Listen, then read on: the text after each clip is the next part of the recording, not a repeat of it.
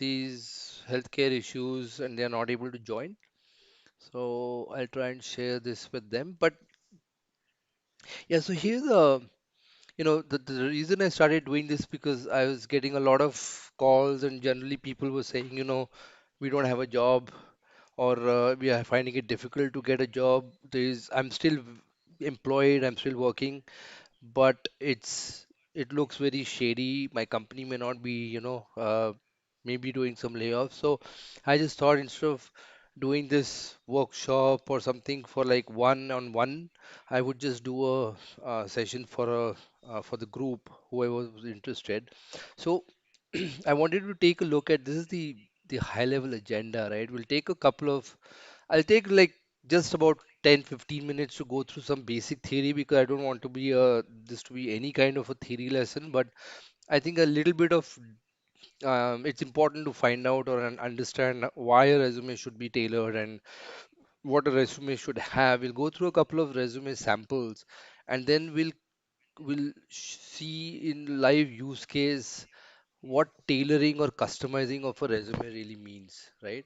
And then I'll talk about some we'll take some resumes and we'll do the live we'll take some resumes from whoever wants to share and we will go ahead and quickly start um, revamping or optimizing them, cleaning them up and making them customized for a specific job, right?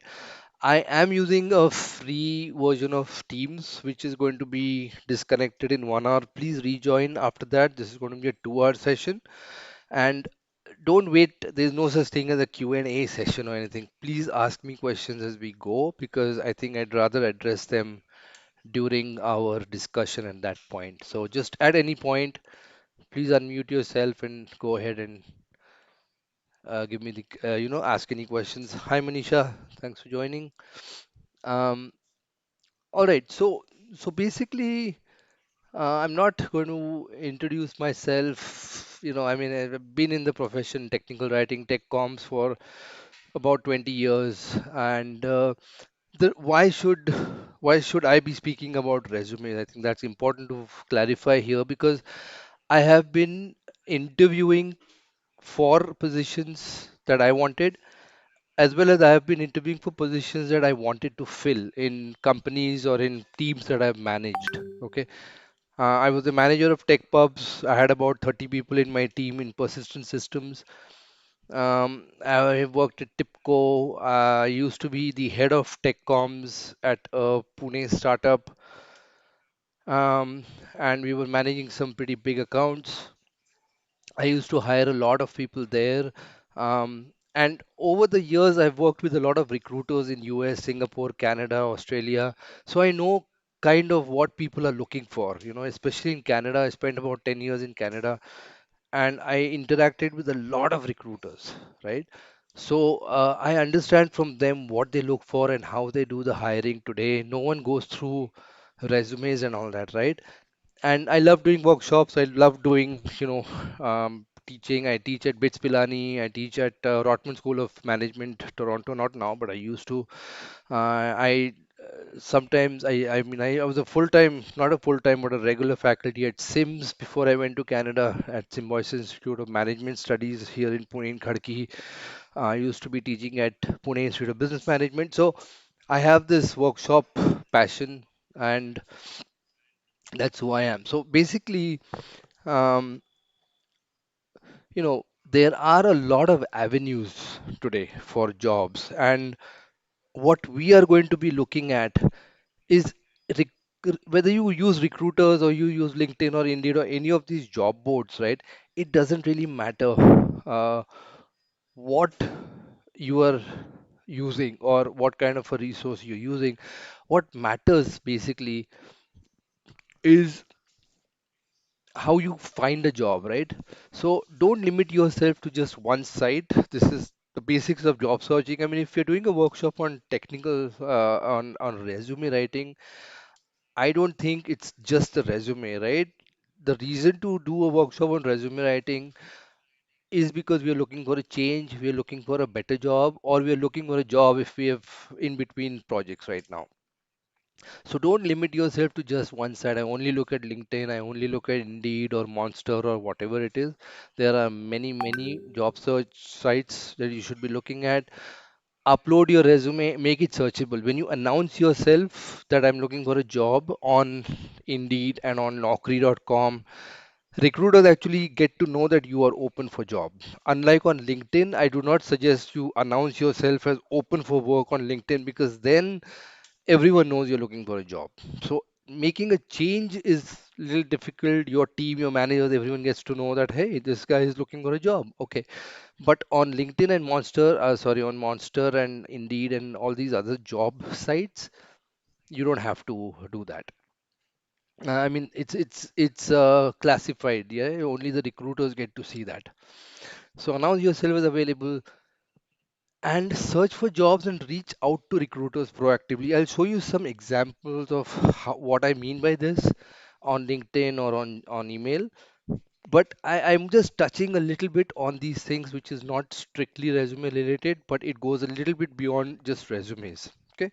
So what is a job search toolkit? Okay. A job search toolkit for me is a very good resume, and I'll go obviously more into details of that. A portfolio. So your resume was great. The hiring manager loved it. He or she calls you in um, for an interview. What do you do next? You prepare with a portfolio. You do, I'll go into this why you should hire me kind of a pitch. It's not an elevator pitch. It's a little bit longer than that. I'll go through that. And obviously, you need to do your final interview questions and all that. Today, we are going to be focusing on resumes. I'm actually uh, preparing a series of workshops over 4 days to cover rest of it. This should be announced sometime in June. We'll do it in mid to end of June. Okay, we'll talk about interview questions, portfolios in a lot of detail, like two hours each, probably. Okay, so we'll do that. Now, what are some types of resumes? Okay, there's a chronological resume and there's a functional resume. When do you use a chronological resume? It's basically when you chronological resume is basically your job A, job B, job C, job D, right? It's you've been in the same line of work. Like Amit was saying right now, he's been in auditing and that kind of field for 20 years, right? So he doesn't have to worry about job gaps. He's always been in auditing or in tech writing or whatever you may be in, and it's the same line of work for an extended period of time, years, not months but years. Okay, whereas in a functional, you've been doing career changes, you are in a new line of work. So let's say for example, you used to be a marketing and sales professional and now you've moved into technical writing. You used to be a data analyst and you have now moved into instructional design, you know. So that is where, a lot of people will say, you don't have these skills, why did you apply for this job? And I'll talk about how you can write a functional resume for that kind of a role where you're in between transitioning of roles.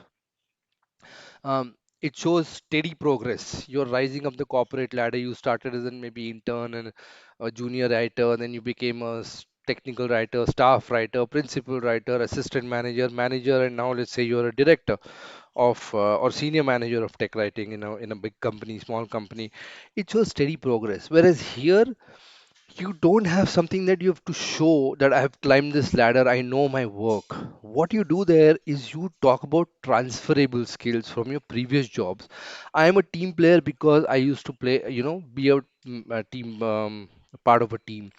Um, I used to do a lot of talking to a lot of vendors. So I'm good at vendor management, right? You might have done vendor management when you were in a sales marketing job or when you were a data analyst in some big company, or you might have been even let's say an admin assistant or a receptionist at a smaller company. A receptionist transferable skills can be things like talking to customers, um, pacifying them if the customer is overly hyper or really mad at something your company has done badly, whatever it could be. So it's basically your transferable skills. And a chronological resume is good when you don't have too many gaps. Typically, especially a lot of people take breaks because of health reasons, take break because of family reasons. I had a kid, my mother-in-law was sick, or my wife was transferred to some overseas location, so I also went with her and I took a break. So whatever the reason may be, you don't have too many gaps. Then you should go for a chronological resume. So it's basically, boy meets girl, they fall in love, they get married.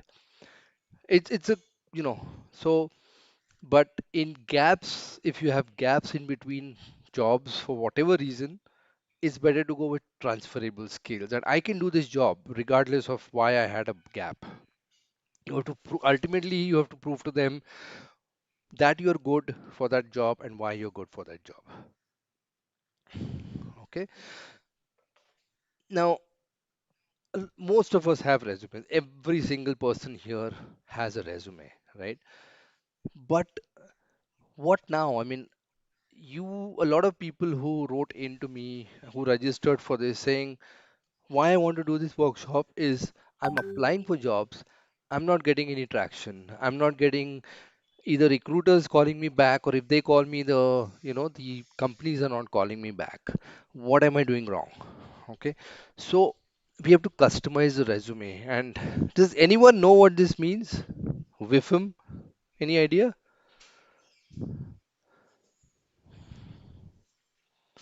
No, never heard. Yeah, Manisha, you're going to say something? Yeah, optimizing the resume, correct. But WIFM is an acronym for something specific. Uh, I'll come to that. And that's the crux. That's the crux of why we are doing this workshop. Okay, so I'll come to that. So when you send one resume to one job and you send the same resume to the other job, forget it. You just wasted your time. You didn't waste their time because they won't look at it. And I'll tell you why they won't look at it, but you just wasted your time. No two resumes should be identical. They should be like your fingerprints. Every resume has its own fingerprint. And again, I'll go in a little bit more into it when I get into the hands-on part of it. Does anyone know what a word cloud is? Has anyone used a word cloud before for any reason? No. It's been around. So if you see here, you will go, oh yeah, okay, this is a word cloud. Okay, this thing here is a word cloud. Um, what does that have to do with the jobs and resumes? I'll coming up on the next slide. Again, we had that small conversation on Teams on WhatsApp chat, right? I have 20 years of experience. I have 15, 10, whatever years of experience. My resume goes on to 8 pages. My resume is 7 pages. I heard only 2 pages should be there. No more than two pages, otherwise they'll reject me. I'll give you my take. 15 other people will give you 15 other takes, right? The way I look at it, it's what you feel is the right take. If I'll show you my resume and I'll tell you why it's that many pages or why it's so short. I'll tell you that. But number of pages really doesn't matter. Today, if you're applying for a job anywhere in India, there's a 50-50 chance that that resume is going to some US recruiter, someone sitting in the US or Europe recruiting. Like, for example, every job application anywhere in the world in Oracle always gets looked at some recruiter in the US, mostly in the Bay Area, Redwood City area. So you not only have to create a resume that is good for you, but you have to create a resume which will be looked at by a certain kind of a person, and it has to appeal or gel with that person. Um, so it's not really the page numbers that matter, it's what's inside those pages. Okay, and I'll be showing you some examples in a minute. So you should be including these kind of details. I did this and I did that and I did this and I did that. That's perfect. That's great. But does it coincide with the environment that the new company needs. I was in a team size of 20 people. Out of them, five were technical writers and two were quality guys and three were data analysts, and we had one BA. You don't have to break down the team size and their roles and responsibilities in the resume, but say that you were part of a team size of 20 people and you were working on a project worth, say, $5 million, $6 million. We were using Python, Java, JDK, .NET, ASP, technologies you was using, right? As a team, but also as an individual, I hit those kind of targets. So we were in an agile environment, a team of 20 people or team of five people, and I was the scrum master. So say these kind of things, what is the role? Because when I'm hiring someone or when someone is hiring me, they want to see what kind of a fit I am for their environment. Okay, if I say that I have delivered online help, how many people do you think or managers would be interested in knowing about more about me? When I say I delivered online help and that was context sensitive for a web-based application, uh, for a enterprise application that was worth, it was a telephony application worth $15 million, and we were working with the government of Alberta, right? That is, I think, where it will start hitting. Vidya, do you mind just going on mute? Thank you. There's a lot of background noise. Yeah, so include these kind of details. And if you have 10, 15 years of experience, you're going to have these things to put. If you are a fresher or if you're just moving into the role or a new role, your career transitioning, then you probably want to have you know courses. What was your main topic? What was some other related relevant topics? What is the project you completed? Let's say in B finally you did a project. Maybe after that you did an internship project. Include those kind of details because that's really going to get you the job. Beyond a certain point, your BA, MA, MTech, BTech doesn't really matter after 5, 10 years. It's what you have experienced, what you have gained as an experience is really going to matter, right? That's where this comes in. Is that making sense? Yes, so Yeah, perfect. Thanks, Kalpana. Okay, so what's this? Okay, let's look at it because it's really really important to understand what that is. Okay, and I'll come to that on this slide. Now, when you have a job description, okay, here, um, I'm going to thought I did, but I didn't, so I'm going to do it now. Uh, Indeed, India, okay. I'm going to go in here. Let's open this, okay, and I'm going to say, since most of us are technical writers, technical writer, okay, and I'm looking, how many of you from Pune? I think I saw a couple of people from Pune, so I'll just hit that. Um, Boast a little bit about the Pune tech writing scene because I'm from Pune. So you go into your jobs and let's say oh, Fiserv, okay, you really want this job, okay? And you look at this candidates should be creative, self-motivated solvers. They should be also possess good communication skills. ठीक है, fine. Authoring, MS Code, HTML. This is proofreading. Okay, not a lot of detail here. So um, let's find some. Okay, online help developer. Emerson. That's a good company. Big multilateral. Nice long job description here. Okay, so out of this, what is most important for these guys? Is it creating, maintaining, enhancing tech doc artifact, or is it ensuring that standard presentation and consistency, right? That is where I use word cloud when I'm creating my resume. Okay, so what you do is this: you copy the entire job description as is. Okay, you put it into a word cloud. Okay, and you look at the keywords. For example, here you have discipline, ensure, project, assist, those bold, big letters or words. Those are your keywords. Why is this important? This is important because when you're applying for a job these days, okay, this has been the case for many years already, but especially now, if you apply for one job for tech writer in Oracle, how many resumes do you think Oracle is getting today for a tech writer, senior tech writer, staff, principal tech writer position? You know, probably at least 50, must most likely 20, 30, 100, maybe even 150. Okay, but even if it's 50, let's say, do you think recruiters are going to have the bandwidth to go through 15 resumes and eyeball it?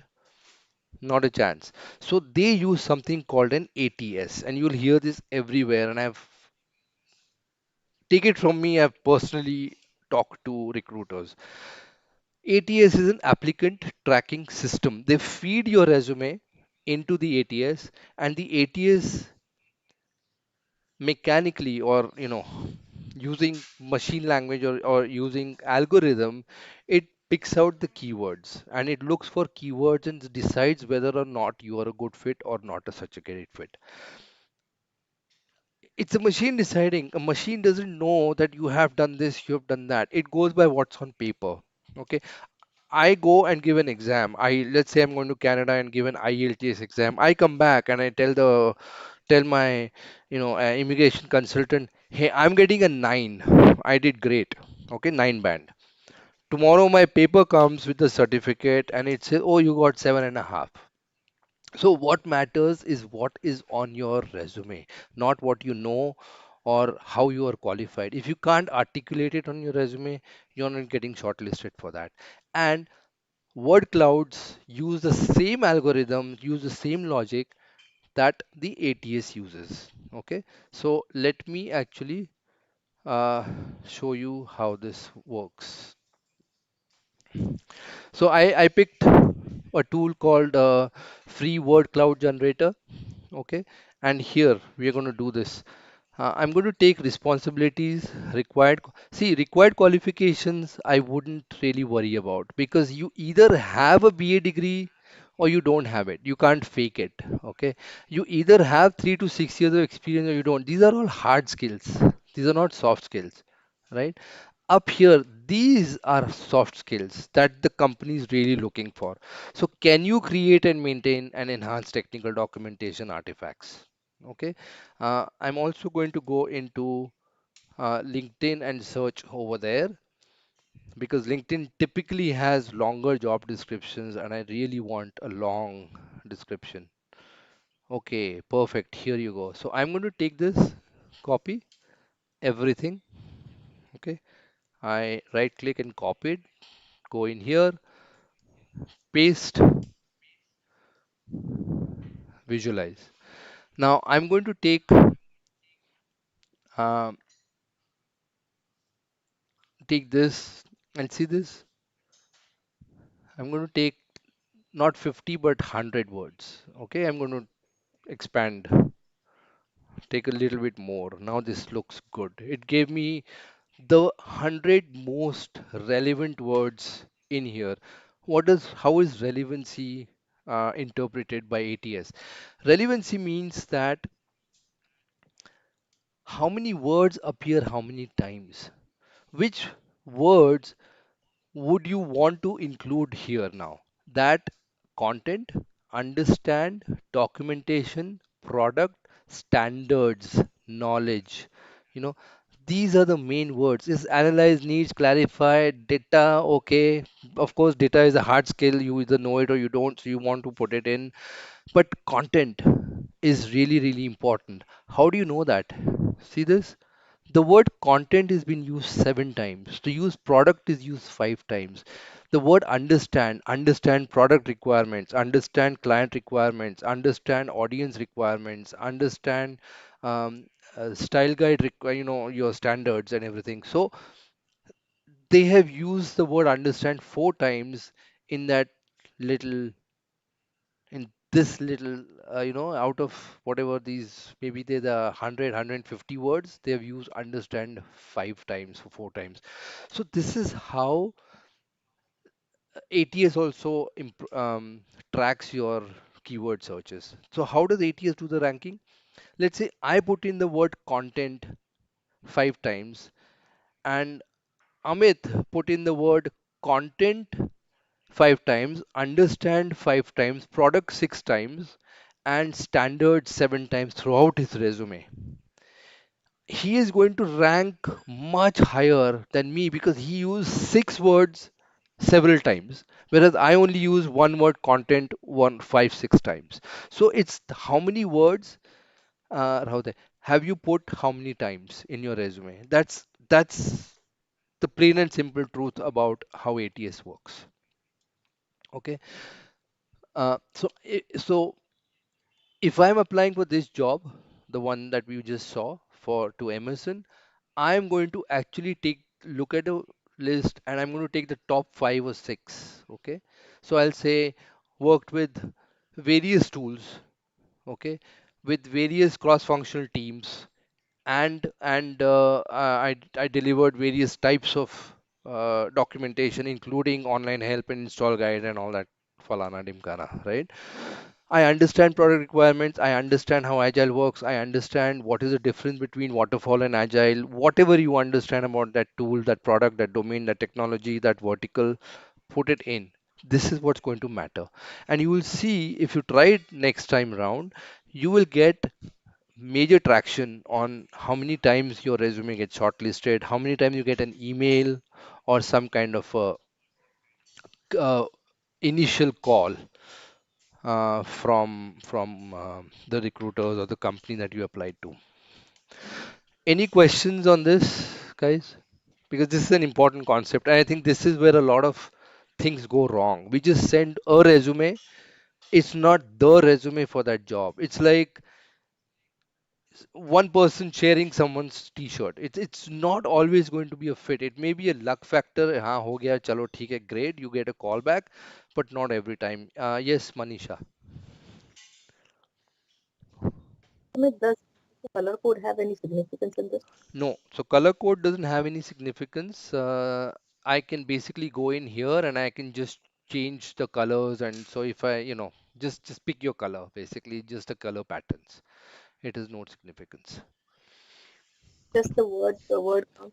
Just the words that are in the cloud have the most significance. See this.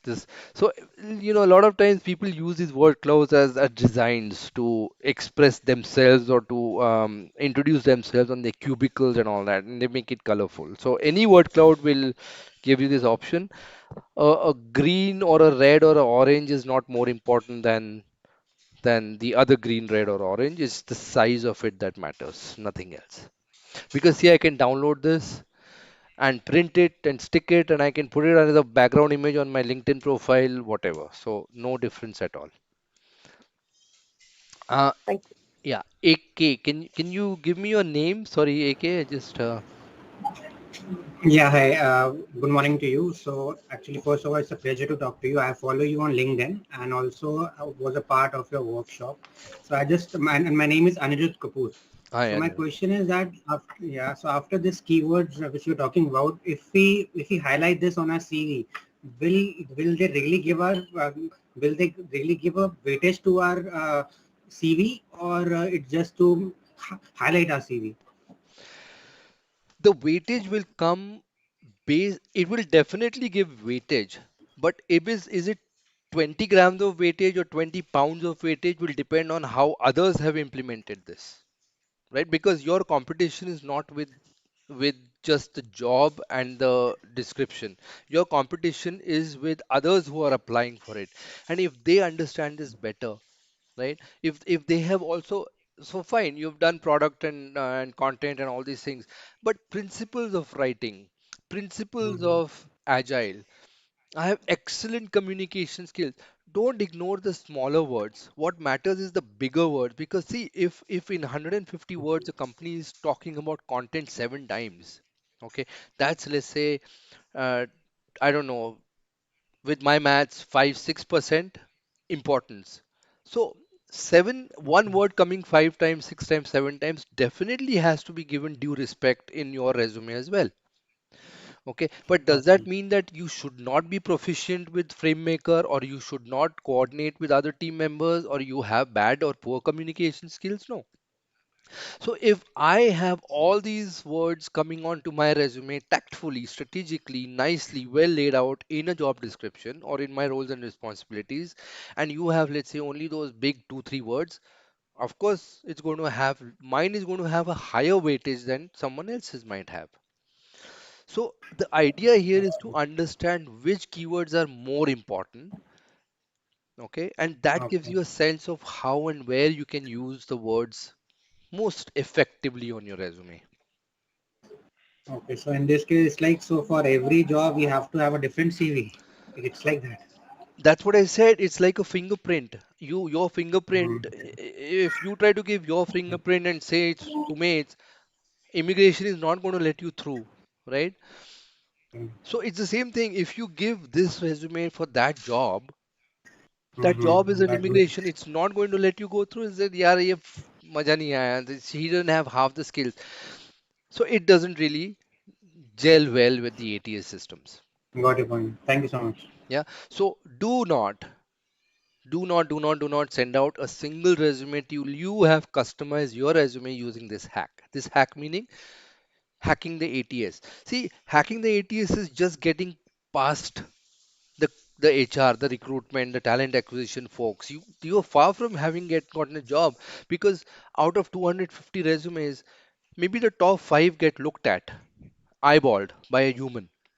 Now, you know what happens? They love your resume. I think the ATS, let's say, highlights your resume as the top 5. Tell me, what is the next step that happens in the recruiting process from a company's perspective?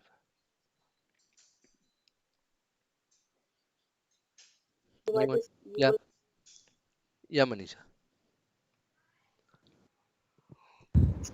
Yeah, these resumes are getting shared by the with the technical team, like the managers or the people who are being part of the recruitment panel.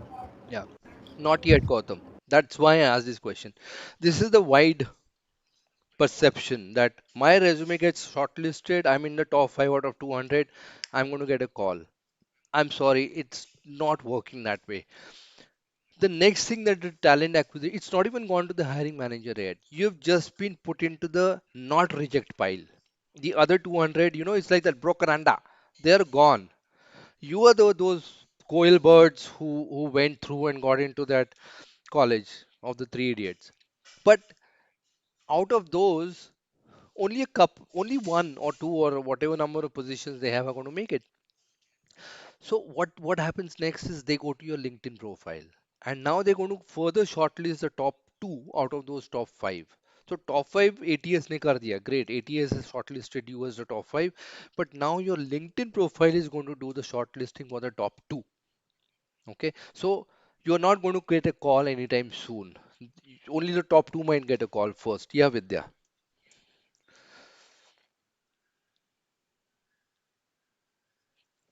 Vidya, did you have a question? I see your hand raised. Okay. If you do, jump in. Uh, Sumit, yeah, hi, this is yeah, Kalpana. Kalpana. So one thing we learned that we have to customize our resume based on the job description.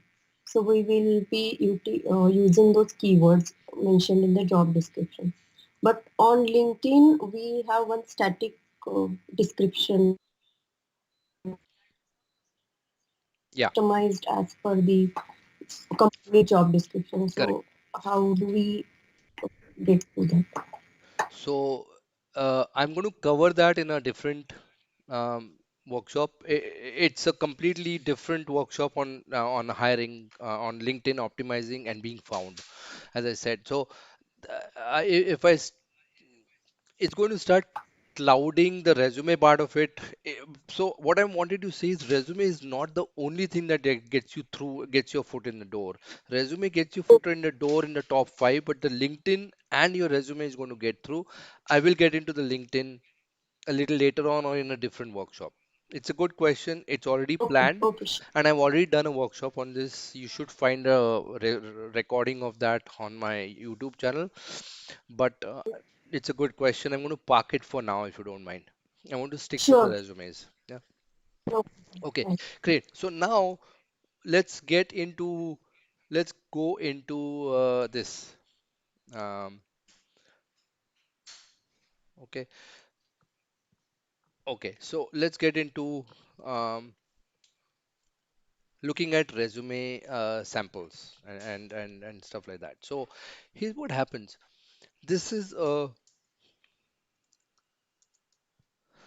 this is the resume here. Can you tell me what kind of a resume this is? Is it a functional or is it a chronological resume? Functional. Exactly. Why? So you have communication skills, you have management skills, writing and editing skills, tools and standards, your core competencies.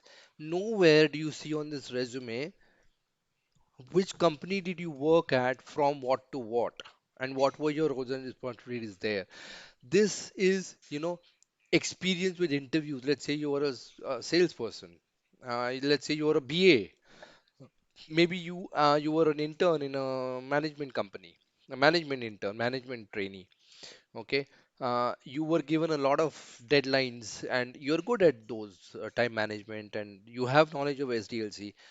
Where did you get it? It doesn't matter. I got it through my career over the last whatever number of years by working as a, I wasn't specifically a tech writer, but I was part of a Scrum team and I used to represent the stakeholder. Okay. It doesn't matter how you got it. I have the skills, right? You can talk about them. So this is definitely a functional resume sample. Okay. And let me open another. Here's one more. It's similar to that. Okay. And here you can see this person has total professional experience from 96 to 2004. He was a senior technical editor and assistant technical editor. But what did they do during the research and analysis? What did this person do as a writing and editing? That's a one pager that this person, or maybe continue two pages, but this is a functional resume, right? Over 12 years bringing clear, meaningful PC knowledge to technical, non-technical, vagara, vagara. Okay. So these are all functional resumes. However, I doubt anyone on this call will be going with a functional resume. Chances are less. If you do, that's great. I don't think there will be. So I'm going to focus a little bit more on the um, chronological part. Okay. And for that, I'm actually going to open my resume. Oh man, I thought I had it open. Okay, there. Example chronological resume. Okay, I think this is, yeah, this is my resume. So you'll see here on the top, I'll go through why I have it laid out the way I have. But basically, you have this chronological. Okay, what did I do from 2016 to whatever date this was? It's not current. This is an old resume. Uh, I worked here from 2015 to 2016 at Ministry of Finance. I was, whatever. This is the chronological resume. It tells you which company, how long, and what was I doing there. So see these tools. I talk about tools that I was using. Here I'm using SharePoint, Microsoft Dynamics CRM, Snagit, Captivate, Vagara. At some places I say TFS. At some places I say SourceSafe, whatever tool that I was using there, right? So if they want to know, hey, which companies did you use Camtasia, just go in here and see. Okay, you use Camtasia, so I have another section where I talk about tools and standards. So I might use data, I might say FrameMaker or Flare. Notice that I don't care about versions. Okay, version is just a marketing gimmick for that company. If you know one version, believe me, you know the other version. Okay, I have seen people who say, "Yaar Sumit, yaar, but I haven't used FrameMaker 7.2." Who cares? 7.2 में कुछ खास नहीं था, it's 7.2, just like that there's FrameMaker 9. You know the basics of creating a book, adding the files, creating an HTML or an HTML or an XML output, putting it all together, using variables, using structured authoring. That's what really counts. Its tool is just a tool. Okay. Um, so it depends what kind of style guides you have used, and so these are again keywords. Um, These are not often mentioned. Not a lot of people mention MSTP. Some do, some job descriptions do, and I want to make sure it's there when they do. Okay. Um, okay. So this is an example of a uh, chronological resume. Okay. We'll go a little bit more in detail in a bit. Now, I just want to show you two things in here.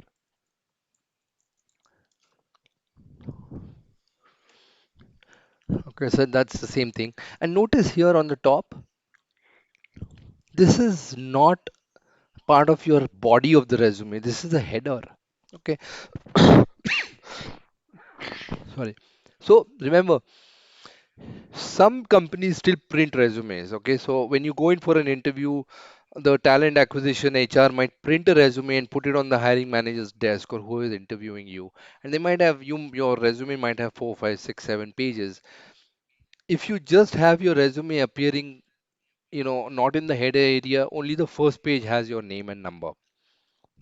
And if they don't staple it properly, your pages are going to start falling off. They might pick up and say, oh, I like this person's resume, but who the hell is this guy? Right? There's no name, no number. So always make a point to put your contact details in the header or maybe the footer area, so that even if your loose leaves are flying around, they can still track you down. So I generally put, I've had this motto for my company. My company's name is Crackerjack Wordsmiths Inc., which is registered in Canada. But I've always had this motto: this is my phone number, this is my email, and this is a link to my portfolio. So when I send this out, they can click it, get to my portfolio. And as I said, portfolio is another session I'm planning very soon. It'll come in June. How to create a portfolio, what is a portfolio, different types of portfolios is a huge syllabus that I have, and I have my LinkedIn profile. I don't want him to be looking at another Sumit Nene and call him for a tech writer job. For all I know, I'm the only one with this name in my profession, but I can't take the risk. So I want them to go to my resume, my LinkedIn from my resume. Okay, up to you what you want to include. A lot of people include address. When was the last time you got a mail or a letter saying, "Hey, you've been asked called for an interview"? Never. Don't waste space on a resume to give your phone number, to give your marital status, your passport number, whether your dad's your son of so and so, daughter of doesn't matter. Things have changed now. I'm still seeing a lot of these kind of things, personal details not required. In fact, if you add them, a lot of people, I don't have my date of birth anywhere. I don't want them to judge me based on my date of birth. I want them to judge me based on what they see here. And this is very common, very accepted norm in the US and Canada and the Western cultures, including Europe. Okay, so when you send a resume, have your name. Don't say, you know, just because I see your name Kalpana, Kalpana May 25. What does that May 25 mean? Who is Kalpana and what role did you apply for? You know you applied for tech writer role, but you know how many roles these guys are handling? 10, 15, 20 roles per person. So Kalpana 25 may mean a software dev, a agile scrum master, a software architect, BA, intern. They don't know. So put your name and then follow it up with the role. And sometimes they also have a job ID. So I always put that also in my job. So here is a so I have, you can see I have, these are all my resumes that I applied for, every single job that I've applied for since 2009. Okay, and you can see over here that I have the name of the recruiter, the name of the company, my name, what position I applied for, and the word resume.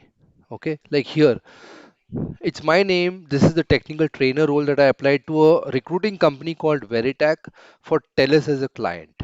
And this is the JD of that, and this is the resume of that. So after 6 months, let's say if I get a call and saying, "Hey Sumer, back in 2009, you applied for this job, and are you still interested?" I can just go here, open this job description, and figure out exactly, okay, what are these guys looking for, right?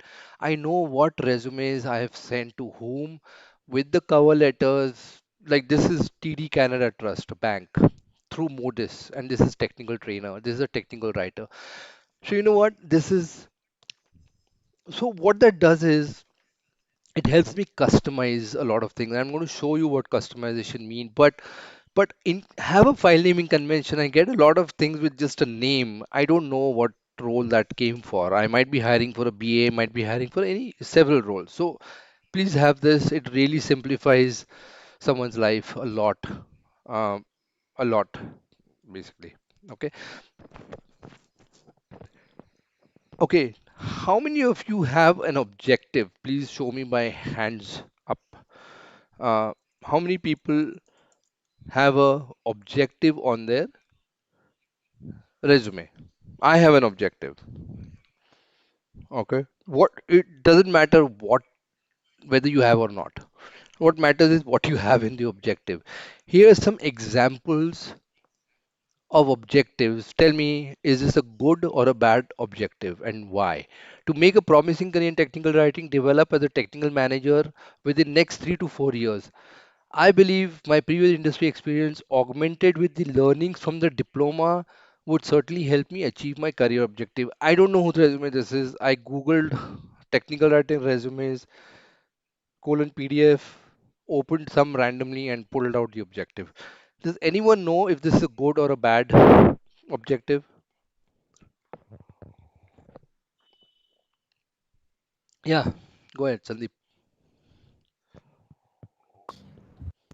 I don't know much about technical writing, but like by reading at this, I think this is not a good example because in certain career objects like no only educations or any course will not make you expert. Like instead of that, like if something related to experiencing learning could matter, could it Yeah, make it better? okay. So you don't like uh, Yeah. this particular one, and I'll just say Sandeep is a senior manager, okay, in a very big firm. So if he says this is not a great career objective, I would take it from him because I'm sure you hire, you do performance appraisals, you look at a lot of candidates and resumes, right?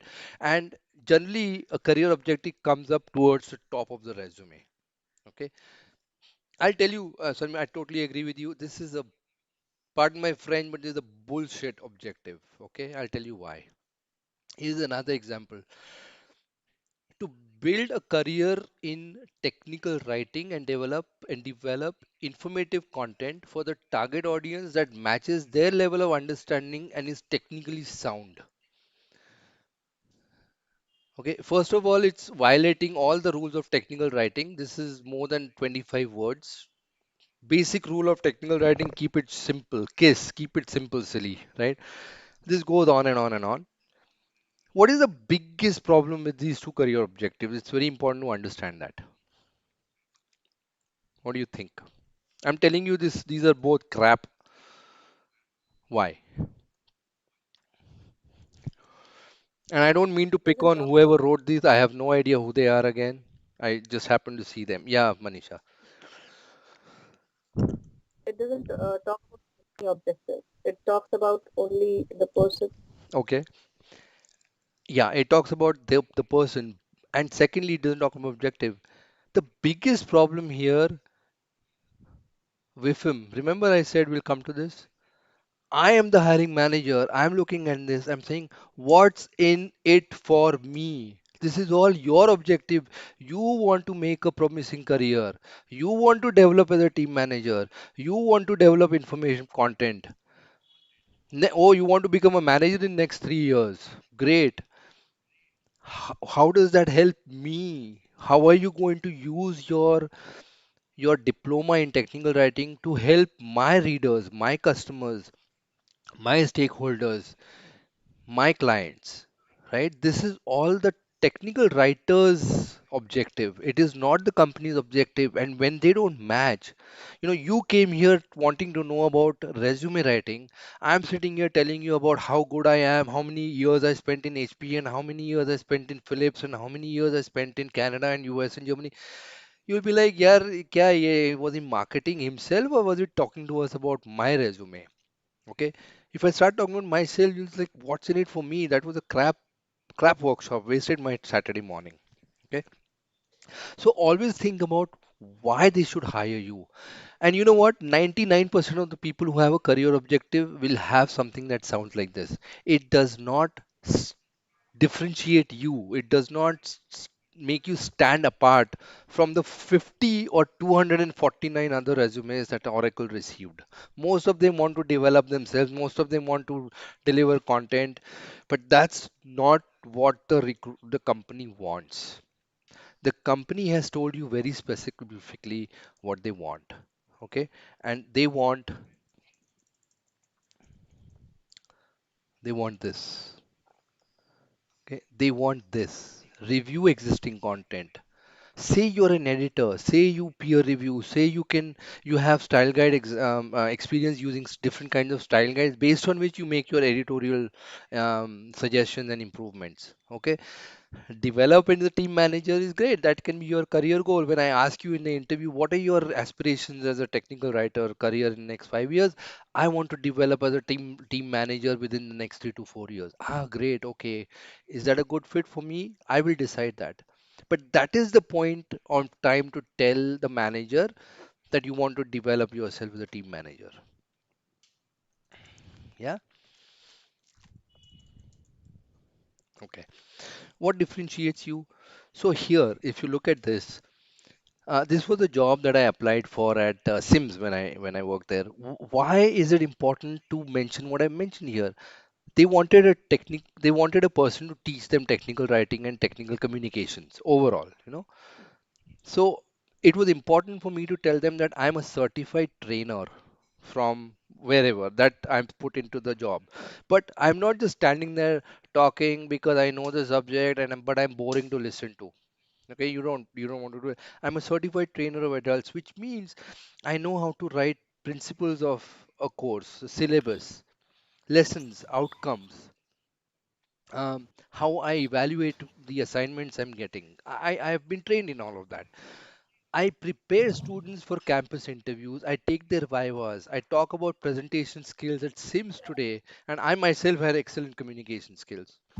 You know, never hurts to put in a good word about yourself right in the beginning. And where is this coming up? It's coming right on the first line of my resume. Now, if you look at what I'm showing you um, here versus what's here, do you see that this is different? Nothing about mentoring, nothing about certification in technical writing or technical trainer adults here in my this resume, because this is a trainer role. This is a writer role. Okay, this is probably a technical writer, some kind of a managerial role. So see, functional manager. And when you're a manager, you want to be able to deliver quantity and timely deliverables from the team. You should be able to be.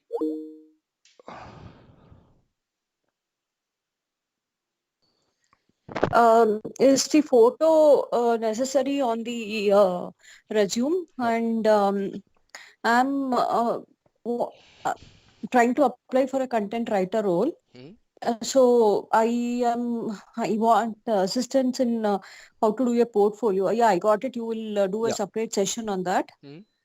I will. That is one thing. And this can I get a recording of this because I'm not able to attend the whole. Yeah, I will send out the recording. As I said in the beginning, yeah, I'll do that. But and portfolio we'll do later. But definitely, I would say on a resume, photo is again personal. Okay, whereas Oh, what you have on your resume right now is not so personal. This is about your public career profile. People have seen you do this. People have seen you deliver these things. People have seen you use this. This is nothing. But I mean, you will say, yeah, but people have seen my face also. Yes, but I don't want your face or my face, and whether I have a beard or whether I have you know, Ujra Chaman on the top. Sorry, Amit, to be the deciding factor of whether I get that job or not. I want what's in here, not what's up or missing up here to make up their mind, right? So I don't include okay. anything Yeah. resumes on here. Sometimes, you might say a resume, a photo might go for you because you look good and you are presentable and you're professional and you're very business corporate kind of look and feel. On Okay. the other hand, it may not go so well. So, yeah, this person may or may not gel well with our customers. So, no, you will gel well. Why? Because you look a certain way. So, I would say no. That's my personal preference. Oh, okay. If you ask 20 other recruiters and 20 people, you might get 15 different answers. And that's what I said in the beginning. You make up your mind. You know what? You know how many resumes I've gone through before I came to this one? I've been using this for the last, I think, I don't know, 5, 6 years. But if you look at some of my older resumes, right? Like I don't know, when my old one. This is the 2011 resume in Tecna. Um, it looked very different, completely different. Well, it had the similar kind of concept, but it was a bit different.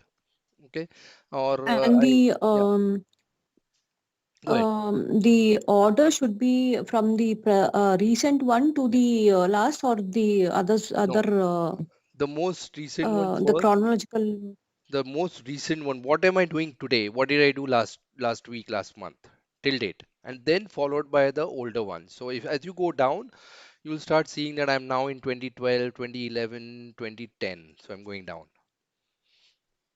Yeah, and how to justify the gaps. That is, many people and they understand, many recruiters understand, but still when talking to them with the one-to-one meeting, so how to justify the gaps? See, when it comes to No, no, one-to-one the meeting, women have. absolutely. Yeah, that's what I said. A lot of time you have maternity leaves, you have other issues, you were taking care of the kids or family or mother-in-law, brother-in-law, whatever it was, health issues. And this is a very big issue more for ladies than otherwise. But that's what I was saying in the beginning, that um, depending on how many gaps you have over how many years, if you have one gap in the last 10 years that was 2 months long, it's not a big deal because more than 99% of the time you're working. But you have gaps every so often in between, then a chronological resume may not be the right thing to do. You might want to go with functional resume. And again, how to address those gaps in an interview was your question. That is a different Yeah. session, right? I'm going to have that different session on interviewing skills and stuff like that. So again, I don't Oh, want yeah. to um, deviate from resume writing right now and go into interviewing skills. But definitely a good question. It is going to be covered when we talk about resumes. When we Yeah, talk about and interviewing skills. mentioning hobbies and all that in the resume, is it necessary or not needed? Great question. You see that I don't have it because as a hiring manager, see, it can go with you or against you. Generally won't go against you, but it doesn't add a lot of value. Let's say I like philately. Philately is Yeah, you said it right. It stamp. will may go against us. Yeah.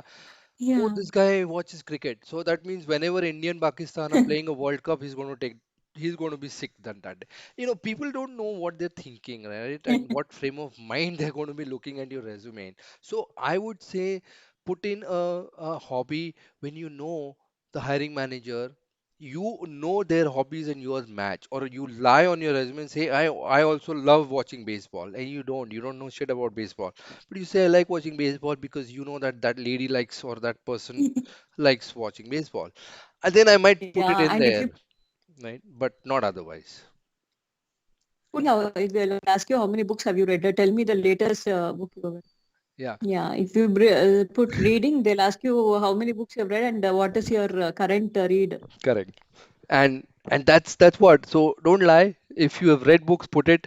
I never put it. And if they say, what is the latest tech writing book you've read? So I have a standard answer. I said I don't do a lot of reading. The last book I read was a fairy tale when I was putting my daughter to bed when she was 3 months old. She's 17 years today. Okay. I, because I don't want to lie. I want to be a straight shooter. And it gains confidence that if he's not doing something, he's being upfront about it, not trying to beat around the bush and fool my way through the resume. Then I can say, I already told you I don't read books. If I don't do it, I'm going to tell you I don't do it. Okay. A lot of people say, do you attend any seminars, webinars, or technical writing events? Do you go to STCs? Yeah, I attend them. So which one was the last one you attended? Um, there was one webinar I attended. Which one? What was the topic? It's very easy to catch people who are lying. Very easy, right? So if you have been Yeah, the and all the yeah, recruiters, they know the typical answer for what are your strengths and weakness. yeah, So the same words they upright tell, yeah, this is say we heard this we heard this many yeah. times, so it's the It's same ratta they hua, go right? to. Yeah, exactly. So you want to be authentic, and that is what we'll talk about in our interviewing skills, workshop. Because I have a lot of questions that a lot of suggestions on how you can address this. I've No, had but see, yeah, if I ask you, so if I ask you what are your strengths and weakness, what is your answer? I'm asking you the question. yeah. Because so what other word can you use in Again, we the will be deviating from our resume writing tips workshop. and you have to use the same word, no? No, you don't. You can use, Okay, yeah, you will but take again, it in the you interview. can see, right? I'll answer something, you'll have more questions, others will have more questions, and then resume thing. I actually want to get into the customizing of the resume, right, in the next 45 minutes that we have. So if you don't mind, Yeah. I'm going to park all those interview related and portfolio related questions for the respective um, workshops. Yeah. Um, Yeah. okay. So now so let me now tell you a little bit more about the difference in um, customizing. Okay. I'm going to just open up two resumes here. Let me close this. I don't need this now. I don't need this. Okay. Let this be there. So here I'm going to compare two trainer resumes, and I'm going to create two just show you two writing related resumes. Okay. Where is there it is. No, I lost it. Hang on, sorry.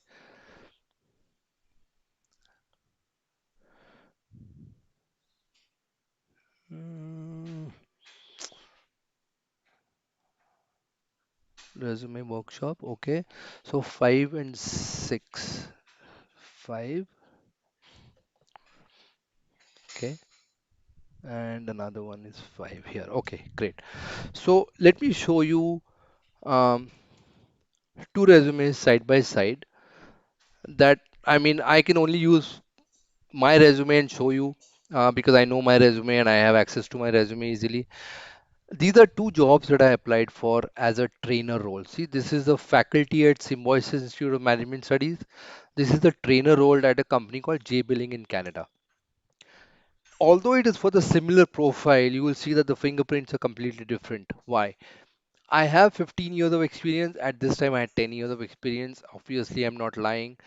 This is a trainer role. This is a trainer role. So it's important for me to say that I'm certified trainer of adults. Here, I don't talk about interviewing and Viva skills because that is only relevant for a job, for a trainer role as a faculty in a college or a school, right? I'm not going to tell Oracle guys that I'm good at Vivas unless I'm going into HR because then I'll have to take Vivas or interview people. So see the subtle differences, right? Here I was preparing students for campus interviews. Here I was creating user and functional documentation and the training manuals. So here using LinkedIn for job search, excellent com skills. Here I have a complete home office setup. Why? Because they were 100% remote company, remote role. Okay, so it was important for me to say that I have a home office setup. So see this, they are looking for something, and I'm showing them in the top two lines of my resume that I have those things that they're looking for. Okay, then they can come in and say, why am I a good trainer? How do I have that experience? Because I've conducted over 200 workshops on diverse topics. I am a full service writer, worked on major minim, with $50 million of clients. I've done this kind of work. This is all, SLAs, IT process, change, incident management. This is everything that they had in their job description, right? And what am I currently also? I'm working as a lead instructor for a major college in Toronto. And what do I teach there? I teach software documentation, technical editing, advanced concepts and authoring online. So they can just take a look at it and say, there's no way they will not call me because I have taken the pain to edit and tailor my resume to fit that. See over here, what are the top five? And here, what are the top five? This is all about user and reference manual, training manuals, process, because this is what they wanted. See, you see process over here and procedures, you see flow charts, which means they were looking for process. You see user, they wanted user and functional. So everywhere it's complementing each other. Okay, they wanted some banking knowledge and securities. I had done that. I had worked in TD Bank, worked on Volker's risk management projects in TD Securities in March. So I had that. I had experience with RBC, okay, with TD, with Wincal. So I put in whatever experience I had and showed them that I can deliver to what your requirements are, not what I want to do, but what you need me to do, what you want from me. Okay, so these two are examples of trainer kind of roles, similar roles, but completely different background or completely different customization and content in the resume. Okay, the next one I'm going to show you very quickly is compared to writer resumes. Okay, writing related resumes. So I think most of you will know the company Innovatia. They do major recruitment here in in India. It's a big company. Okay, I don't have that other one. I must have got the wrong. So, but let me now compare then the, let me just very quickly compare. This is the, again, the trainer role and this is a writer role. Okay, I've just picked one trainer role from here, that from one of the two that I just showed you. So here, do you see anything about training documentation? Anything more training at all? Here everything is trainer, trainer, Viva, trainer, interviews, Here you have nothing about training, except that that's my job profile. I've worked as a writer, trainer, editor. But other than that, nowhere do you see that I'm a trainer over here. So why did I put this authorized to work in the US? Because this company, whatever this company was, Innovatia, they needed some some visits to the US, and I could go to the US without any issues. Okay, I didn't need visa and all that. So see the difference here. I worked, and they wanted, you know, global MNC experience, working with people like around time zones and all that. Fine. I mean, I worked here, that, so all of that. They needed online help. So first thing is online help. Here, first thing is user reference concept and training manuals, right? So again, you can see a lot of difference here in how and what and depending on when it was. So see, I'm not lying. It's still Fisco, still George Brown, still George Brown. This is MAG, Ministry of Attorney General, MAG. So everything is fine. But the things I put in here for MAG and things I would put in here are going to be different. So see here, duties. You see, this is a very short. It's 41 words. And if you see the same job here, it's 89 words. What did I do differently here? I customized this. I removed things that were not relevant to this job from my MAG profile and just said, okay, I can do the basic whatever they wanted. Mag was not the ideal job profile for me for this particular job, but it was for this particular job. See, here you don't see Microsoft CRM Dynamics anything, but here they wanted it. So I said, wherever I use Microsoft Dynamics, I've used it here. That is what I mean by customization. Okay. And this is what I would do for most of my resumes. And I would tailor them and then I would send it out. Okay. Is that making sense?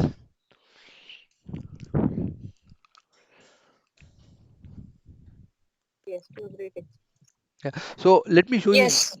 let me show you one last thing and then we'll get into the actual examples of it. Okay. Uh, so generally I told you, right? I would do something like this. So if you see on the right hand side, this I prepared for a job that I went for face to face. Okay, I went to the client site face to face, and this was for a job that I did online interview, right? So what makes me a good fit? I actually went through the job description and I pulled out things that really fit my skills and their requirements. It was a long job description, and I said, this is what I want to show them, right? Why is this well formatted and this isn't? Because I printed this out, and while I was leaving, I said, "Hey, thanks very much for your call, for your time talking to me today. I look forward to hearing from you. Can I expect to hear from you by end of day today, or will it be next week?" Great, all that happened. Left, and oh, just before I leave, I'd like to leave this with you to really show you, if I missed anything, if you wanted to ask something that we didn't have time for, why I think I'm the best candidate for this role. And I left this over there with them. So if it's sitting there on their table and during lunch or something, glasses over, oh yeah, I'm going to be on top of his mind, not the other 9 or 10 people he may have spoken to that writer, recruiter. So I made it very well laid out, and I also put in uh, a LinkedIn recommendation copy paste from a guy who talked about disaster recovery and business continuity because that is what they wanted over here. See, disaster recovery, data center info, server documentation. So I told them that, hey, I have this eHealth Ontario is a government organization and I have experience working on DRDR, DP and BizCon projects. You should hire me. Okay. Why is this not formatted? Because this is my cheat sheet. Like I'm talking to you right now, I have this laid out in front of me, and I'm actually saying, hey, you know what? Yeah, I have the management skills. Why? Because so and so. What kind of tools have you used for bug? Oh, I've used CVS, VSS, TFS, Bugzilla, TeamTrack, HPQC. Okay, I don't have to think about it. It's all cheat sheet is right there. And why do I have these things over here? Because this is about that company. This is about their product. This is about what they do, right? And I also wrote down some improvements. I downloaded their documentation and I looked at it and I said, oh, by the way, I would like to leave you with little bit of tips. So in your fog light installation 564 version, the last line starts on page 4, and this is this kind of an issue here. The chapter 1 installing Fortlight chapter, and it's only this index, whatever it was, So I told them that I have an attention to detail. If I can do this on my resume and on my interviewing, I'm definitely going to do it during if you hire me. Okay. Um, So here, this was a grammatical error, right? This transition guide information that allows you to quickly transition to Folklight using from a Folklight 4 perspective. So this is the typo. It's not using from, it's using a Folklight 4. And I'm just showing them that I have this attention to detail. Okay, and that is what is differentiating you. 15 other people may or may not have seen this, but no one brought it up. Okay.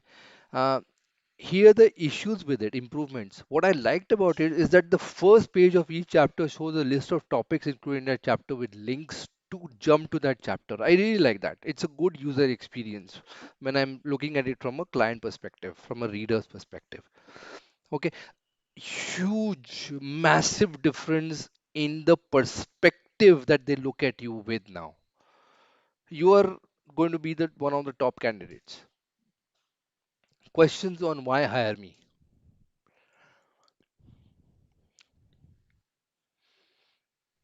No, you're clear on that? Okay, great. Now, yeah, go ahead. Question. Okay. Okay, Amit. Yeah, okay. So now very quickly, does anyone have a resume they would like me to take as an example? Please send me the resume on chat or just send it to me on WhatsApp right now, but within like 10 seconds, please.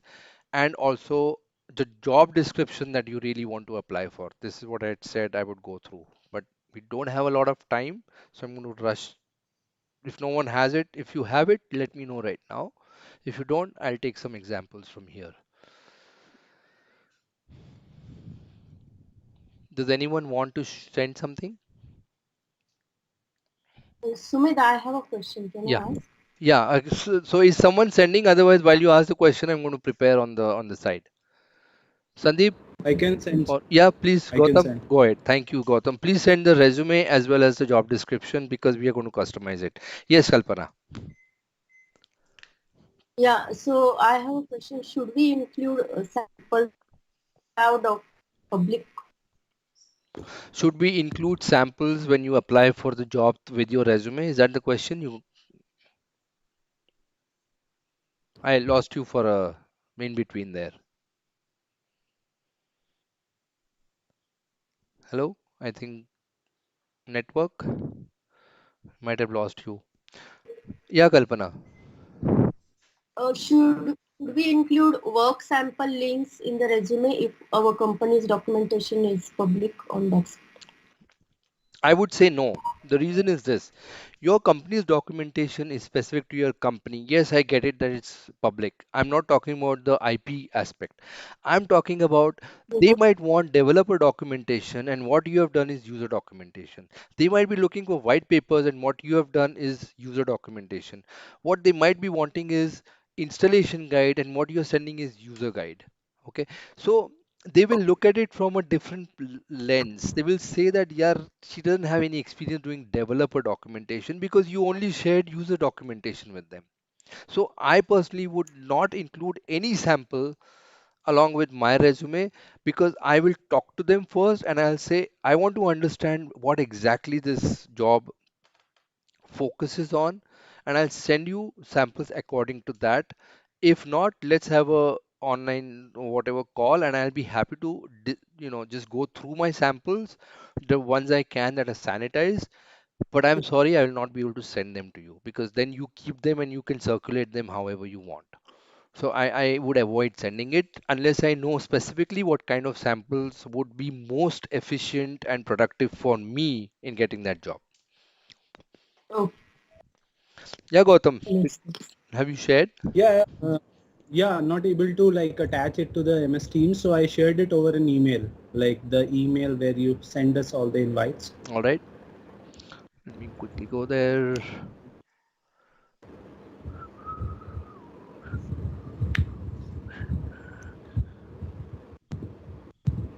Yep. And what about a link? This It- resume Yeah, in itself, yeah, go ahead. so as I told you, like in the beginning, like while filling up the form for or registration form, that I'm not actively looking for a job right now. It's just that I wanted to gain this experience and pass it on to the relevant junior writers Well, in my team I or in get my. that, I get that. But we are talking about tailoring a resume. I can't tailor a resume if I don't know what the size and dimensions and requirements of a job are, Okay, okay. right? Let So, let me search out yeah. one description for you. Is Mm. anyone actually looking for a job right now or wanting to move and have a resume? I would rather help them directly right now. Otherwise, we'll go with Gautam, of Can course. But yeah, Manisha. Did you want to send? Can I've shared. It's on to you. Like Okay. if anyone has relevant Yeah. requirement, they can send. Manisha, did you want to send? yes. Please go ahead. Could you please? Yeah. I will be sharing Yeah, please go ahead. via email. Yeah. And we have time. I'll take 5-10 minutes for this one, maybe 5 minutes, and then in the meantime, you share yours. So this one, right, for Citrix. Gautam, you shared this job for Citrix? Yes, yes. Yeah, Okay, that's the one I found out in the okay, beginning. great. Now, also, let me show. I don't know why this became so big suddenly. What the hell?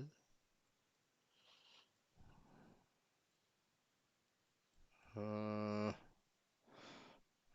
okay. So another thing I just wanted to share is when you have done the right kind of keyword analysis and SEO'd your LinkedIn also, and along with your resume, this is what happens. Okay, people start calling you. Uh, so we are a talent so and so and so and so. We are looking for a transformation. What was this guy saying? Focus on future. We can help professionals creating a better. Sorry, not this one. Yeah. So this guy contacted me for a technical writer resume. Okay. Uh, and this is the job description. And this happened when? This was back in February. This guy here. Okay. And this is what we are going to see in your LinkedIn when we talk about it. Hey Zomed, hope you're doing well. I might have a 6-month contract opportunity to discuss with you. Tech writing, BA type of work to access process documentation, manual user guide, blah blah blah blah blah. If you're interested and available, let me know. I'd worked with this guy before in RBC. He reached out to me. I said I'd love to connect and get more details. Okay. Atul, another guy, called me or contacted me here. This was in December last year. And he gave me 85,000 Canadian dollars a month. It's a hybrid based in Toronto. Client is Synchron. Um, and I passed this on to other people because I wasn't looking for a job in Canada. Are you looking for a job change? I have a position as a training content management SME. Okay, training content management SME. So, see, why are these calls coming in? Why are these jobs coming in? And why are these contacting me? And they're addressed specifically to me, right? Hey, Sumit, um, uh, and he has this another job. I had a Atmos. I met this guy recently when I was in Canada, but I had a role of Atmos Pleasure collab. Sorry, he passed on some job to me as well and said, "Hey, are you interested? This is a part-time role." And anyway, so this was I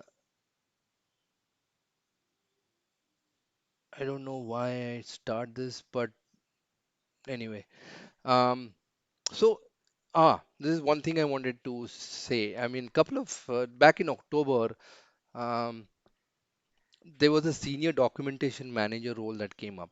Okay, and don't be afraid to do this if you're really looking for a job. There's a tip that I want to throw, leave you with for sure. um, I got right to the point that I think I'm an excellent fit. How I connected with Kathy, she's a second degree, so I'm actually not able to message her directly, but I don't have email, I don't use the paid, premium LinkedIn profile. But how did I contact her? And who is Kathy? She's actually a director in whatever that company is. Okay. She's a content leader, and from if you see here, she's a senior director for Blackline. She's been a director of automation, director of a lot of different things. So reach out to people and say, on LinkedIn, I think I'm an excellent fit for a doc manager role, and I would have loved to have a chat. I wrote a little bit of why I think I'm a good doc manager material for her job, for her And she actually messaged me back. I wrote to her at 12:59 on October 5th, and she wrote back on 14 saying, "Hey, thanks for your message. Unfortunately, we had to push this." Okay, but she called me back. Had this been an open position, I'm sure I would have had a chat with her, and we left it at that. Okay, but if I would not have applied, guess what? She would not know that I exist. Now, the reason she was not interested is because the job didn't materialize for them. But anyway, that is what you should be doing proactively. Okay, so you should be getting in jobs. You should also be reaching out to get jobs. Fine. Manisha, where did you share? Is it on Teams or LinkedIn? Sorry, on email? On email for this I technical. I haven't got any email from you at all right now. The last one is Learn Gautam's. Learn, yeah, I'm on Learn Tech Writing. I haven't got it. Anyway, have it received it yet? no, I haven't got it. Uh, Sandeep, Well, Sumit, like, can I ask a question? yeah, please go Uh, ahead.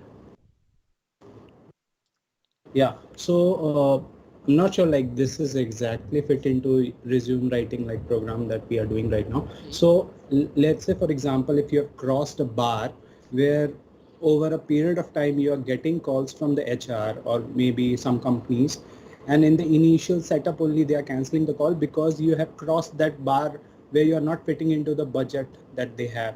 So how you can remodel your resume, or what can or you should do so that you can then be a part of at least those interviews, and then we can like see through how we can progress or be Perfect. selected or something like Yeah. that. So that's great. Let me address that. It's a good question because it's definitely about resume writing.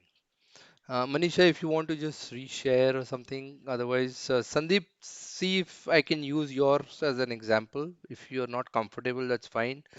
If yes, No, just no, it's say, okay. yeah, okay, That's fine. then I'll do that. I can't reduce my suddenly why I don't know. Okay, and it doesn't move also. I'm trying to move it to my other screen. It's not working. So, if you look at my resume here, um, right, sometimes you may not want to include the MBA because you will be overqualified. So in some resumes, I actually don't include the fact that I have MBA. Secondly, they might be looking at 8 years of experience, and when I have 20 years, I might just say 10 years of experience.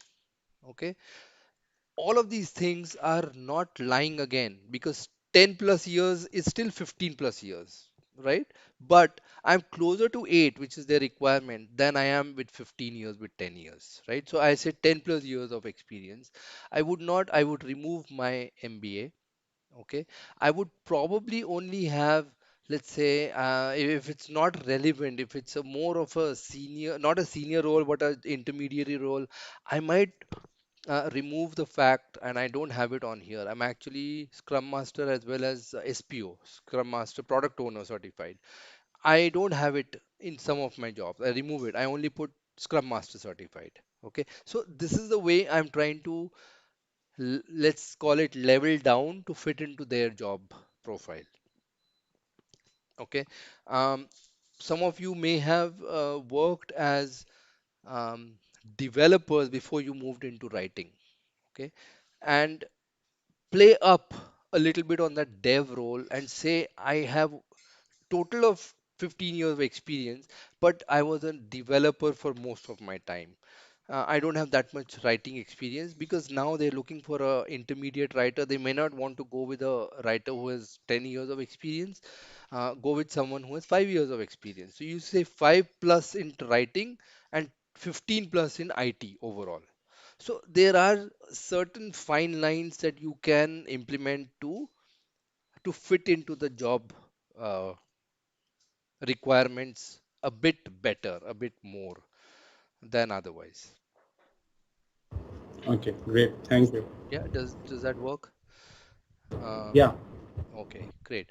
So yeah, Manisha, thank you. I got your email. I'm just opening it, and Sandeep, I'll get to yours in a minute as well. I just have to open it. Okay, so senior technical writer JD and resume. Okay, so let me actually go in and clean up this mess a bit. Okay. Mm, यार तू छोटा हो जा. Okay, you know what? Screw this. All right. So I'm going to do what I said about unravel data. They know that. No one cares about the company and all that in your resume. You don't have to write for this. You have to write for this. What will you do in this role? And let's also take what we are looking for. So let's take this and let's take this. Okay. I'm going to copy it.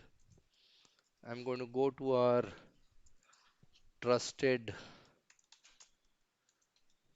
So I basically just copy pasted the roles and requirements from up here all the way down to what you will do in this role. Okay, and the last word here was FAQs, so I got them all, and I'm going to go with 100. Visualize. Okay, so documentation, experience, guides, software, maybe training. Yeah, see hybrid. Why is it small? Because somewhere down here they mentioned it's a hybrid and they mentioned it twice. So it's not as small as API because API, I'm sure if I look at the word count, API they must have used only once. See, but they have used the word hybrid twice. So it's a little more word, and they have used the word experience and documentation, guides and knowledge. So these are your top keywords. Fine, that's one. This is purely from a ATS perspective. But when you pass the ATS, you still have the hiring manager to please, right? So if the hiring manager gets your resume and they do not see big data, so yeah, come on.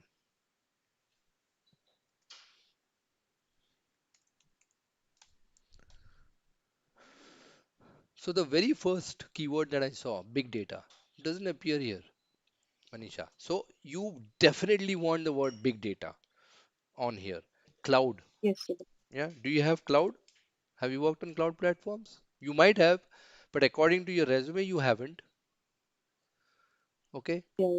Right. So HTML, XHTML, XHTML. You don't have that. So basically, see, this is the difference between blindly pulling out the keywords from here and also making sure that your resume is fitting to what the hiring manager wants to say, because you're not going to send a second version of your resume. Now look at this resume, hiring manager. The earlier one was for ATS only. It's the same resume. It has to fit both requirements, right? Now, experience in video creation and storyboarding and video editing. Do you have the word video? You don't. So No. I can see that this job, this resume is obviously not tailored for the job. But these are the keywords Right. that you'll have to have. Knowledge of, see, they're asking for knowledge of JavaScript. You don't have to say I'm an expert in JavaScript. You don't have to say I have, advanced level this or that in um yeah, thanks Sandeep, I got it. Um so you don't have that word Java coming up here, right? So Linux. Do you have Linux here? No. So these are, and you can see, for example, Linux doesn't come up here. I mean, it might be there in a small, corner kahin pada hoga Linux, but you need to have Linux also. You can have, see, video is pretty big, but you don't have video mentioned at all, like we just saw. So these are the keywords that you want to go in for, right? For sure. So that is basically how um, you would customize your resume. Now, I don't know if I've ever, if I have a, I might have applied for some instructional designer role. Yeah, there it is. I'm not an instructional designer, but apply करने में क्या जाता है यार? So this is that they were looking for an experienced instructional designer. Okay, so let me see if I have that job. Instructional designer resume, and this is the job. Okay, so here is the job.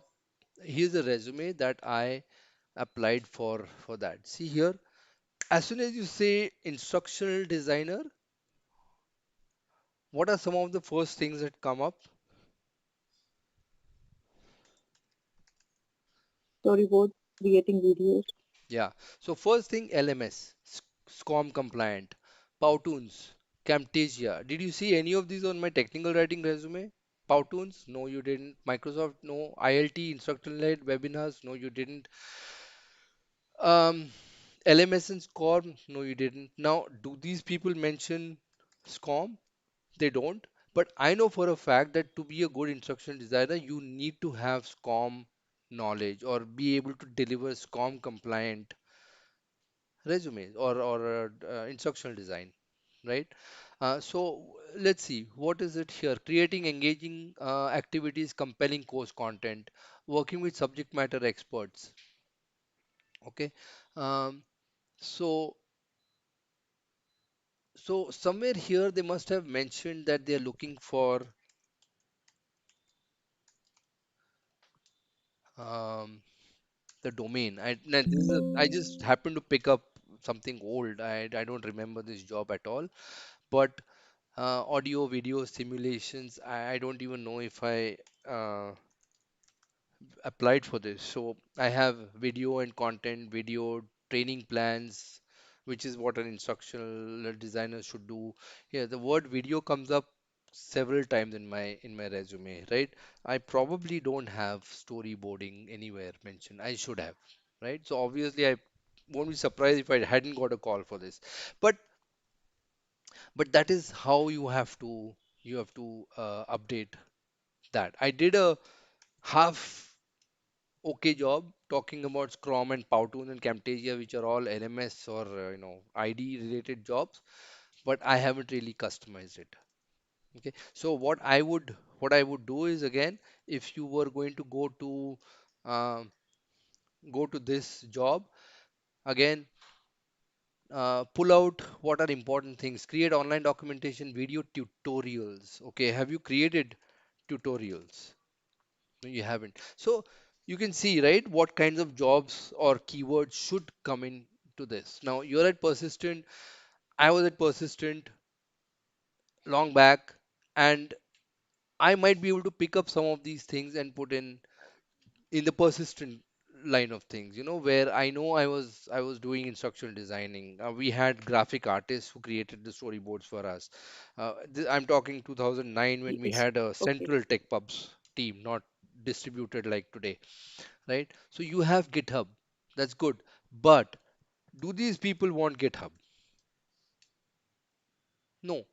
So GitHub is not adding any value to you. It's good that you have tools used in your current role. That's great. But the tools used here should be matching what is here.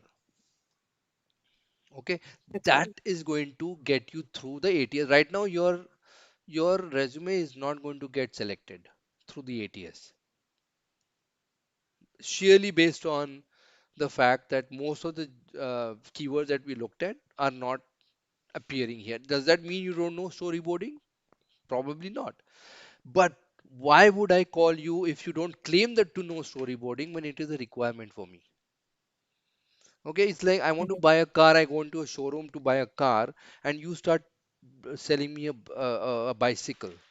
That's not what I came in to buy. I came in to buy specifically someone who knows storyboarding. So why would you give me something about GitHub? That's I'm thinking from a hiring manager perspective. When what I don't want is GitHub, what I want is actually storyboarding or Snagit. So let's see, Snag. Okay, great. You have Snagit. Okay, now But then again, yeah, Go ahead. Versions do not matter here then. Exactly. I was just going to say I would lose 9 and 10 because what if now I think Snagit is at 12 or 13 or something. So does that Yeah, yeah. mean that you don't know Snagit? No, you don't know that version of Snagit. I can still drive an Ambassador just because I drive a, I don't know, a BMW or a Skoda doesn't mean I can't drive an Ambassador. It's still the same conceptually, right? True. Okay. So don't outsell or not outsell, don't short sell yourself. Let them do the filtering out. You give them what you know. I know Snagit. Do you want to know if I know Snagit 9? If they haven't said it, they've said Snagit, they haven't said Snagit 9. Okay. That's So right. don't um, give them a reason to filter you out. Okay. Okay. Number one, I have Please go ahead. so now some optional things here, and which I might have worked on or I might not have worked on. Hmm? So is it? I mean, it's always good to include it, but if I have not worked on, then what? Um, that's the way I look at it. That's an excellent opportunity for you to work on it, right? Let's say I have not worked on Captivate, or I worked on it 10 years ago. I've not worked on Captivate, and the job description requires me to have a Captivate knowledge, okay, being instructional design. Now I can go and I can look at it and say, ah, shucks, I don't have Captivate experience at all. Or I can say, wait a minute, I've used Camtasia, I've used Snagit, I've used Illustrator, I've used Storyline. Why can't I call those tools Captivate? Essentially, it's I've driven a Skoda, I've driven a BMW, I've driven a Ambassador, I've driven a this. What makes you think I can't drive a Toyota, right? So don't be afraid to add things that you have not specifically used as a proper noun, but you have used as a common noun. You have used video authoring tools. Put Captivate, download Captivate, evaluation thing, try it out, and when they ask you, so what is the difference between where have you used Captivate? Well, you know what, actually, because now you're already in front of the hiring manager. Now it's up to you how you want to spin it. So Yes. I would say, you know what? Frankly speaking, I have not, John, I have not used Captivate, but I have used Camtasia for 10 years. And what I liked is the way that I can do the filtering or the layering or the ease of use in which I can do my syncing of audio and video in Captivate is far more offers me far more capabilities than Snagit or Camtasia. I'm not only telling him I have not used Captivate, but I'm telling him also how much I already know about Captivate based on the knowledge I have from Camtasia and other authoring environments. Right? Have you used Azure TTS, text to speech? No, I haven't, but I have used VoiceMaker, which follows the same principles. I write a script, I upload a script, and I download a MP4 or an AVI file or a MP3 file, and I sync that together with my audio, which I've or a video which I've done separately. Or I generally don't work on machine language and machine voiceovers. I actually work with live humans who go into a studio. I have tie-ups with studios that I can book an appointment with the voiceover artist. They will send me the audio file and I'll sync it with the video. Right, so all of these things are talking about the fact that you are getting things done. You're not saying, yeah, I need 10 days to learn Snagit or I need 10 days to learn Captivate. I've never used it. I'm going to use the principles of what I know and I'm going to do it on Captivate or Camtasia or whatever it is. So I usually put stuff that I may not have done, but then I make sure I've done that because that adds to my portfolio, that adds to my asset of skills that I know now. I may not have had the chance to work on Captivate, but now I have a chance. I worked on it. Next time I know Captivate. Have you, which I don't see Captivate tools mentioned anywhere in your job profile. Where have you used it? Well, I haven't used it on a live environment, live project. Uh, but here's my portfolio that I did a video of, and I use Captivate to do my portfolio. It introduces me, it introduces to who I am, what kind of skills I have, either before and after. So watch this video. This I did using Captivate, plain and simple. And this could be, see, it, you might have an sort of a snag. You'll hit a snag when you come to tools like Data, where you can't just download data and start using it. But FrameMaker, um, you know, any of these authoring environments we talked about, RoboHelp, Madcap Flare. I know RoboHelp. Why can't I know Madcap Flare? I've downloaded it, used it. It still delivers XML output. It still delivers structure authoring. It still delivers single sourcing. It still delivers conditional formatting and conditional output. Same concepts. It's just sitting here, you're driving a Toyota again. Sitting here, you're driving a Mercedes. This, and I'm not saying one is Mercedes and one is Toyota. I'm just saying they're two different brands offering the same capabilities or similar capabilities. So absolutely don't be afraid of. And you know what?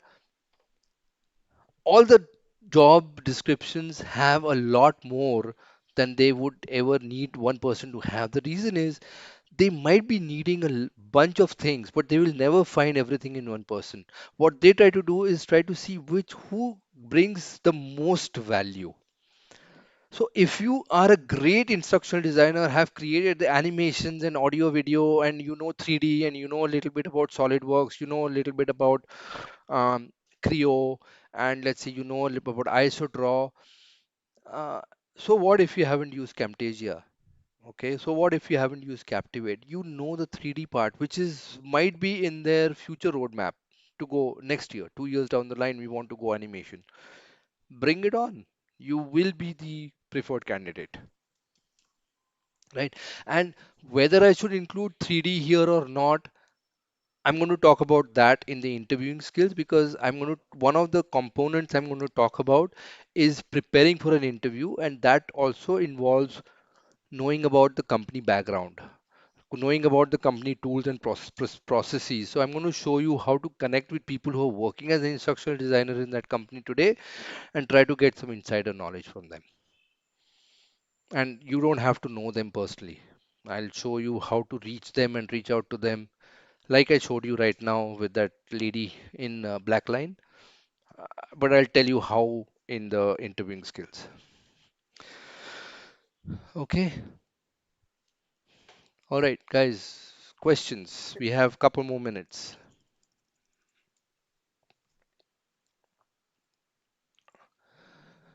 Uh, Already a lot of people have dropped, which is fine. But Gautam, Manisha, Sandeep, Amit, thanks for sticking around. Anything else that I can cover?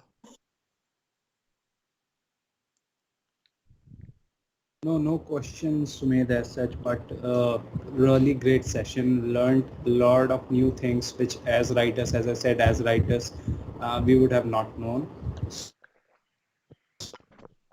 Okay. Good, good, good. I can say for my part, like it was a great session. Perfect. Thank you so much, Gautam, for that feedback. Yeah, I echo. Like this was really unknown to me as well. Like when I started my conversation with you, because sometimes what happens, we only think from one direction, like just from like applicants of Yeah, job, but we never know the other part of the story, like how recruiter thinks. correct, Being manager, yes, I do like know what I need from candidate, but like unless until that resume reach out to me, what correct, exactly happens, like to get that resume towards me, it's a altogether different process, and it's always good to know. But correct. you really had a great examples and like your thought process around it. So definitely this is going to help us a lot. Thanks for putting a lot of effort around this.